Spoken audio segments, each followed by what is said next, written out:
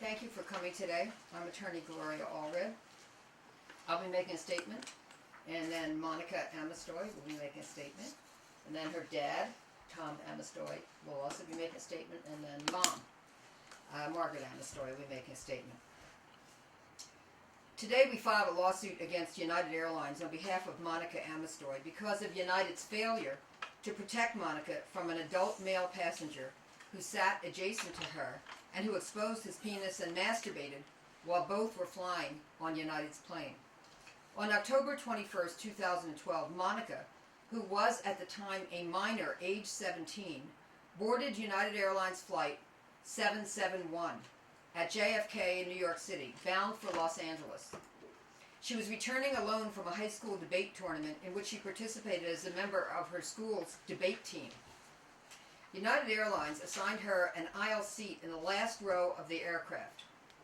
A male whom Monica did not know was sitting directly across the aisle from her seat, separated from her only by the width of the aisle. After the plane took off, Monica saw to her horror that the unknown male passenger directly across the aisle from her had exposed his penis and was masturbating. That passenger had stationed his airline blanket in a way that concealed his activities from other passengers on one side of him. His conduct was very visible to Monica, however. As soon as it was practical to do so, Monica reported to a United flight attendant that the male passenger seated across the aisle from her had exposed his penis and was masturbating during the flight. When she reported that information to the flight attendant, Monica was visibly upset.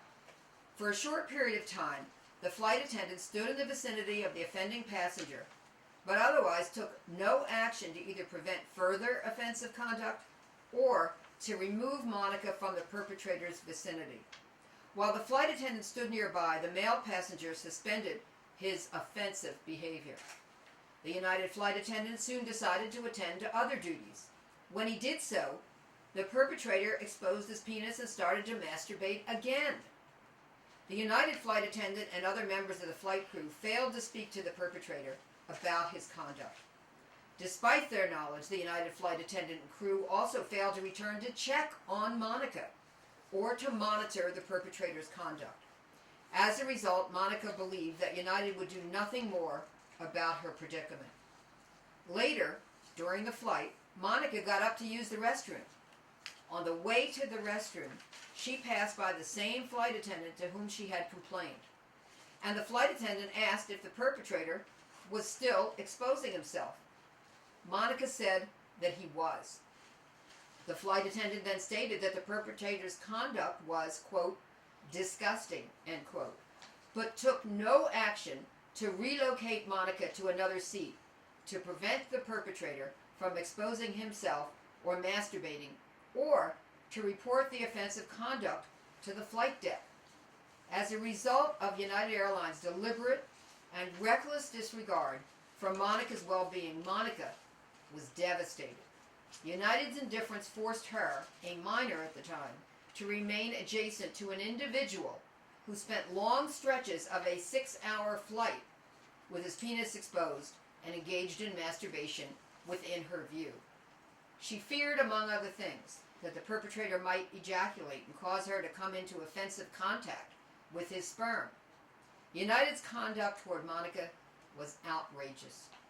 When the flight landed in Los Angeles, United Airlines personnel, including the flight attendant, who was repeatedly informed of the perpetrator's sexual misconduct, demonstrated their disregard for Monica's rights and feelings by failing to immediately report what Monica told them to law enforcement authorities. After the flight landed, Monica, who was extremely traumatized, reported what had happened during the flight to her father. He contacted law enforcement, and law enforcement conducted an immediate investigation. As a result of the investigation, the perpetrator was charged with the crimes committed on the flight in question and was convicted. Although Monica's father complained to United about this incident, Monica and her parents feel that their complaint was not taken seriously, and that is why we have filed a lawsuit today for Monica in Los Angeles County Superior Court. In our lawsuit, we allege negligence intentional infliction of emotional distress, and false imprisonment. We're seeking general compensatory and punitive damages according to proof at trial. United Airlines claims in its advertisements to be, quote, the world's leading airline and is focused on being the airline customers want to fly, end quote. When Monica boarded that United flight, neither she nor her parents expected her to be assigned to sit adjacent to a male passenger who spent long periods of time masturbating and exposing his penis to her during the flight. Even if United did not know this would happen, United certainly should have taken appropriate action to protect Monica once she reported the criminal conduct engaged in by the male passenger. They failed to do so. We have filed this lawsuit and are speaking out because we want United to have a clear policy that they implement to protect victim passengers in the future, and to make sure that those who engage in sexual misconduct on their airline are reported to law enforcement before the offender leaves the plane. This lawsuit is not just about asserting Monica's rights. It is about protecting all passengers from this kind of victimization in the future. Monica's parents and I are very proud of Monica for speaking out. Although she is only 18 years old now, we commend her for standing up for what is right to protect others in the future. And now I present Monica Amestoy. My name is Monica Amestoy. I was coming home on a flight on United Airlines after a debate tournament with my school. It was a late flight and I was tired. I was seated on the aisle in the last row of the airplane. After we took off, the guy on the aisle seat across from me started masturbating and exposing himself while staring at me. He positioned his blanket so that the individuals that sat next to him could not see what he was doing, but I could not help but see. I was alone on the flight, so I couldn't tell my parents or coach to make it stop. My parents had always told me that if something happens to me, to tell someone in a position of authority. So I got up and told the flight attendant that this man was exposing himself and masturbating. I thought he would tell the man to stop or move. He did neither. The flight attendant told me that he couldn't move me because there are no seats available in my class. I sat down. I felt like the flight attendant was not helping me because I was flying on my dad's frequent flyer points, and that I therefore just had to deal with the consequences of a man masturbating and exposing himself. The second time I told the flight attendant that the man continued to expose himself and masturbated, the flight attendant said, "That sucks, but there is nothing that they could do." I felt that it was somehow my fault because I was flying in points and that I had subjected myself to this. I was terrified and disgusted throughout the flight and kept hoping that the man would stop, but he did not, except for brief periods when the flight attendant was standing next to him in the immediate vicinity. When we landed, I texted my dad because I wanted to make sure that he was there so that nothing else that was bad could happen to me. When I told my parents, it hurt me to see how shocked and upset they were. I felt bad that I had let them down by letting this happen to me. But when the man pled guilty, I knew that I had done nothing wrong. I know that what happened to me was illegal and wrong, and the fact that I was a girl or sitting in the last row was no excuse to be subjected to this. I feel that United should have helped me and made sure that this man stopped what he was doing.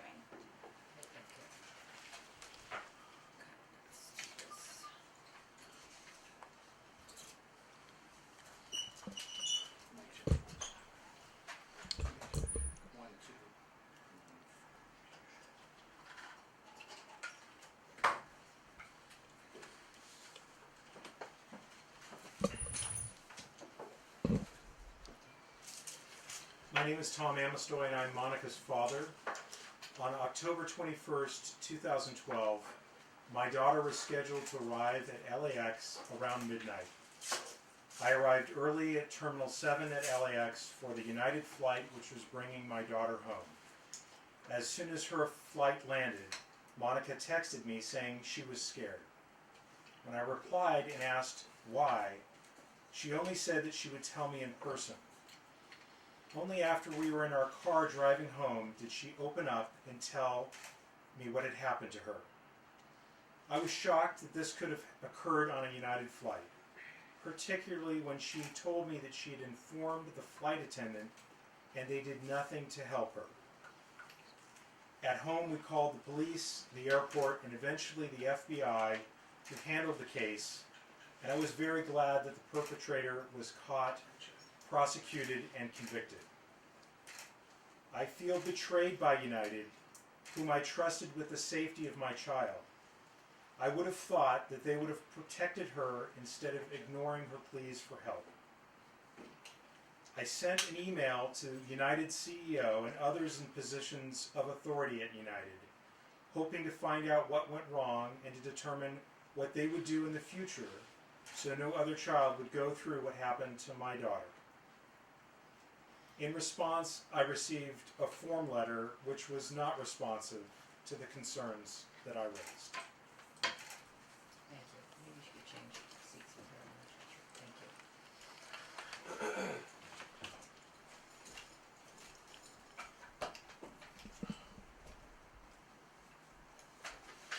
One second.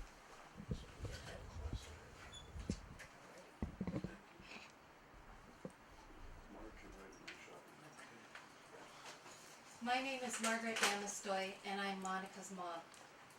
When I heard what happened to my daughter, I felt betrayed, disappointed, and angry.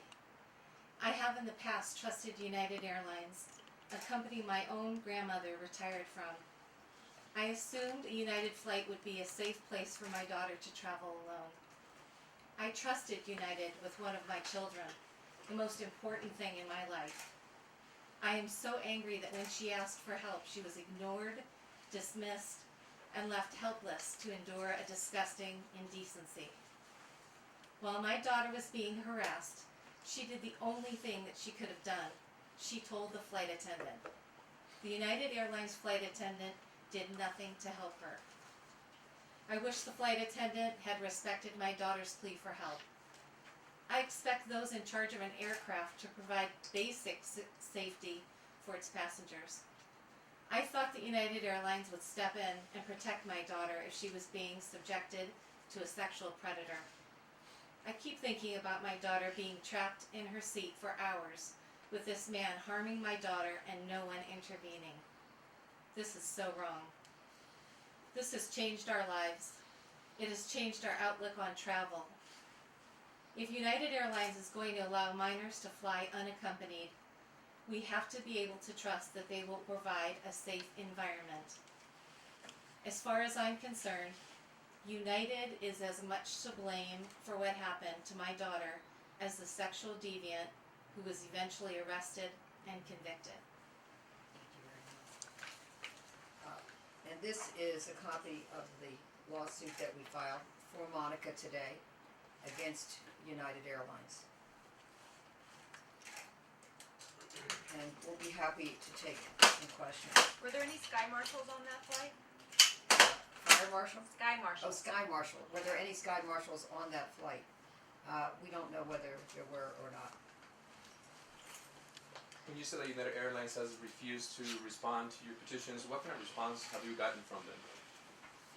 Well, we'll just say that the response was not one that caused Monica's parents or Monica to feel that United was taking it seriously. There's so much that United could have done and failed to do under the circumstances. For example, we think they could have reseated Monica. I think, Monica, didn't they suggest to you that the class, perhaps the class that you were in, was such that they could not move you to another class? I'm going to move this and give her an opportunity to answer. And let's find out exactly what it is that they told you about why they couldn't relocate your seat. When I told them what was going on, they said that they couldn't reseat me because there are no more seats available in my class. So we just think that if there were seats available, it shouldn't have to do with where I was sitting. In other words, they could have moved her to a different class Yeah. because that's more important. It's more important to protect her than just to say, well, there are no more seats in coach or economy and therefore we can't relocate you. Her safety should have been paramount. Also, they should have immediately reported it to law enforcement even before the plane landed, so that upon the plane's landing, he could have been arrested immediately as he exited the plane. They failed to do that. Another thing they could have done, why didn't they just even relocate her within the same class? They could have moved her seat away and asked perhaps a large male passenger if he would be kind enough to take her seat and then move her to some other row. These are just simple steps they could have taken if they really cared about protecting her and making her safe and not subjecting her to the emotional distress and the disgusting and criminal conduct to which she was subjected. Can you tell us about his arrest? How was he initially arrested with the criminal investigation? Was that? Well, he was arrested by the FBI. And other than that, all we know is that he was prosecuted, that he was convicted, that he was sentenced. The Amestoys did try to find out because they would like to have been there at the time that he was actually sentenced, but unfortunately that information was not communicated to them until after he was sentenced. What we were told is that he was convicted, that his sentence was that he had to register as a sexual offender, and they had to pay a fine. And this was based on her statement, not other passengers or something? Well, I can't tell you what evidence the FBI based their arrest upon, except that it was as a result of the incident which she reported. Monica, were there passengers seated next to you? Because you were in the aisle, so Right. were there enough, was it 3 seats? Was there Yeah. someone in the window and someone next to you? There were 2 people seated on the left of me. And could they see what was going They on? were sleeping, so they weren't awake to see what was going on. Monica, have you been on a plane since the incident? I have. I actually travel a lot, but I've had to have my parents travel with me now. And so I travel pretty frequently, but it's just like now we have to have my parents fly with me or a coach. Any other questions? So nobody see what's going on around you, only you at that time, right? Well, There may have been a corroborating witness to this. One of these other 2 women possibly. We don't know. For sure. we don't know, except that apparently there was enough evidence for the FBI to arrest him and for him to be prosecuted and for a plea ultimately to be entered and for him to be sentenced. Okay, but obviously you feel embarrassing during the 6-hour flight. Right. So you're in behind this guy. How did you feel, in other words? Oh, it was horrible. I mean, I knew I had to go to school the next day, and I was very tired and I wanted to sleep, but the whole idea of sleeping while someone was doing that across the aisle was just really disturbing to me, and it was shocking that it went on for so long, for 6 hours, so it was a horrible experience. Any words during that time? He sent something to you? He didn't say anything to me until the end of the flight, when he asked me if I lived in LA, and I just was kind of scared, so I was like, I don't know, and then I just ignored him for the rest of the time. She is a resident of the San Gabriel Valley. Okay. Yeah. And Mr. Amestoy, you said that you got a form letter in response to your email. What did the letter say? The letter offered us What? Okay. it basically I don't think we want to get into the yeah, it details. was a letter to Monica, and it apologized for what happened, but it was basically didn't look like it was really written personally. Well, it looked like a kind of a form Yeah. letter. Did they offer anything? They offered an apology. You know, Voucher all I anything? can say is the main point of this for them was they wanted to make sure that other people were safe in the future, and also an acknowledgement of what had happened to Monica and how serious it was, and whatever was appropriate under the circumstances. But they didn't receive what they felt was an answer that was sufficient, given what they described in detail to United Airlines and given what occurred. So that's why they're filing a lawsuit. You said that the flight attendant, they don't respond to you, they don't say nothing, they don't try to help you. Yeah. You said that a couple of minutes Just ago. what we described. No, the captain say nothing, but the captain sometimes take Yeah. charge of this situation. We during don't the know flight. what the captain knew. I mean, she couldn't move. Which is why we're alleging false imprisonment. I mean, you're supposed to stay in your seat. Yeah. How changed your life at that after that incident? Well, we're very uncomfortable about, travel, as we said, and this is, it makes us, very anxious to think about. And Monica, what would be justice in your mind in this case? I just think that the attitude that the company has when someone reports an incident like this should not be as dismissive. I think it should be taken seriously. And some way, I'm not exactly sure, but of them figuring out how to make it safe for other people and other girls and young people to fly and have a chance to get that opportunity to do so. And just to be clear, you told the flight attendant twice during the flight. Yeah. So what they need to do is they need to train their flight attendants and their crew about what to do when a crime is reported to them that is taking place or has taken place on board the aircraft.